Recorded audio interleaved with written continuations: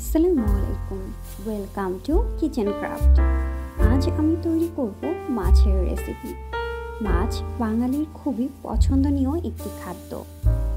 পরিবারের সদস্যদের আমিষের চাহিদা পূরণে মাছের গুরুত্ব সর্বাধিক। পুষ্টিগুণ সমৃদ্ধ টেংরা মাছে রয়েছে পর্যাপ্ত পরিমাণে ক্যালসিয়াম, প্রোটিন, ভিটামিন এ, যা রোগ প্রতিরোধ ক্ষমতা বাড়াতে সাহায্য করে থাকে। এবার চটজলদি তৈরি করে নিচ্ছি পুষ্টিগুণ সমৃদ্ধ টেংরা মাছের ঝোল তরকারি।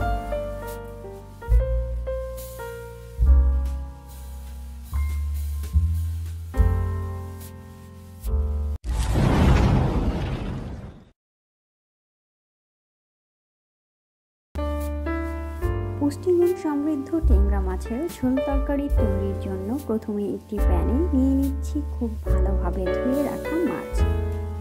অ্যাড করছি গুঁড়ো মরিচ হাফ টেবিল চামচ, হলুদ গুঁড়ো হাফ টেবিল চামচ, জিরা গুঁড়ো হাফ টেবিল চামচ, লবণ নিয়ে নিচ্ছি পরিমাণ মতো, ধনিয়া গুঁড়ো হাফ টেবিল চামচ, রসুন বাটা হাফ টেবিল চামচ, আদা বাটা হাফ টেবিল চামচ,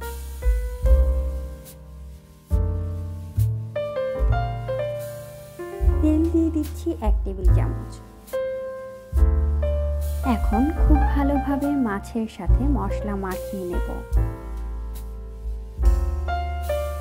মশলা মাখানো হলে অ্যাড করছি পানি হাফ কাপ পরিমাণ। ঢেকে মিডিয়াম আঁচে জাল করে নেব 5 মিনিট।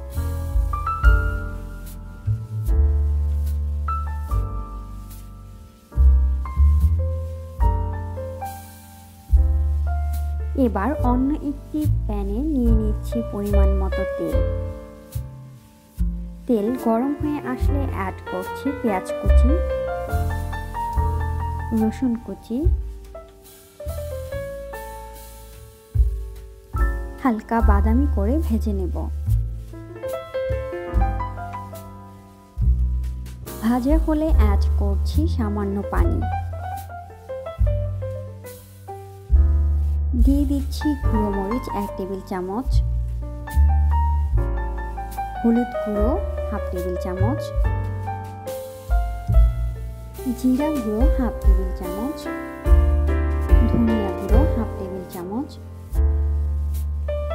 লবণ নিয়ে নিচ্ছি পরিমাণ মতো।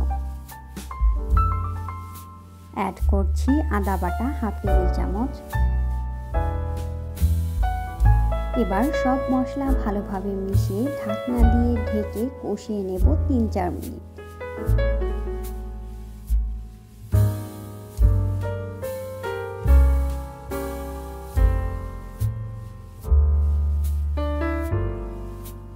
মশলা কষানো হয়ে গেলে অ্যাড করছি আলু হাফ কাপ পরিমাণ। দিয়ে দিচ্ছি পটল হাফ কাপ পরিমাণ।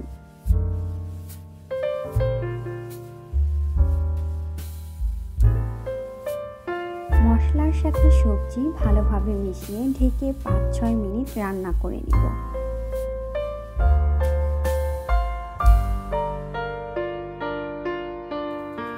মাঝে মাঝে অবশ্যই নেড়ে দিতে হবে, না হলে তলায় লেগে যেতে পারে।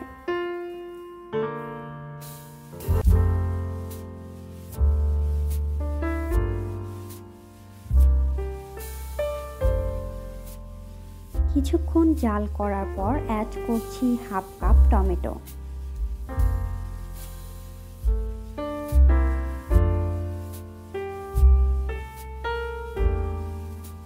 টমেটো দেওয়া হয়ে গেলে ঢেকে অপেক্ষা করব 2-3 মিনিট।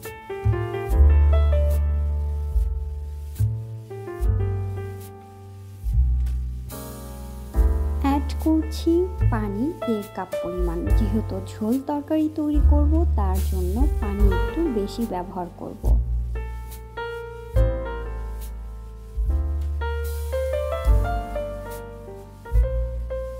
পানি দেওয়া হলে ঢেকে মিডিয়াম আঁচে রান্না করব 7-8 মিনিট।